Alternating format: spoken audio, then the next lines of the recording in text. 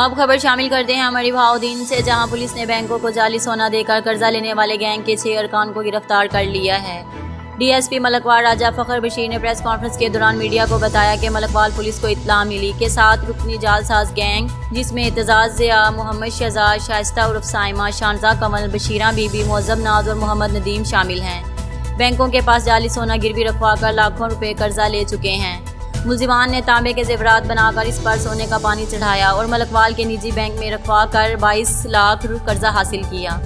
ملزمان دوبارہ سونے کے عوض قرضہ لینے بینک آئے۔ بینک انتظامیہ کو شبہ ہونے پر انہوں نے سونا چیک کروایا تو وہ جعلی نکلا، جس پر پولیس نے گینگ کی 2 خواتین سمیت 4 ملزمان کو گرفتار کر لیا ہے اور ان کے قبضے سے 12 لاکھ روپے برآمد کر لیے، جو بینک مینیجر کے حوالے کر دیے گئے ہیں۔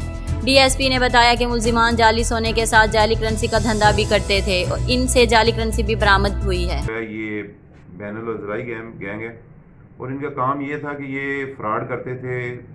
سونا جو ہے وہ اس کو تانبے کے اوپر سونا چڑھا کے اس کے بعد یہ سونا لے جاتے تھے یہ بینک میں اور بینک میں جمع کروا کے اور اس کے بدلے جو ہے وہ لون لیتے تھے۔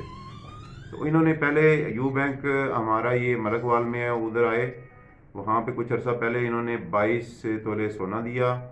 یہ اس سونے کو جو وہاں پہ جیولر موجود ہوتا ہے، جب یہ قرضہ دیتا ہے بینک یا لون دیتا ہے بینک، اس وقت جو جیولر موجود تھا اس نے بھی کہا کہ واقعی یہ اصل سونا ہے۔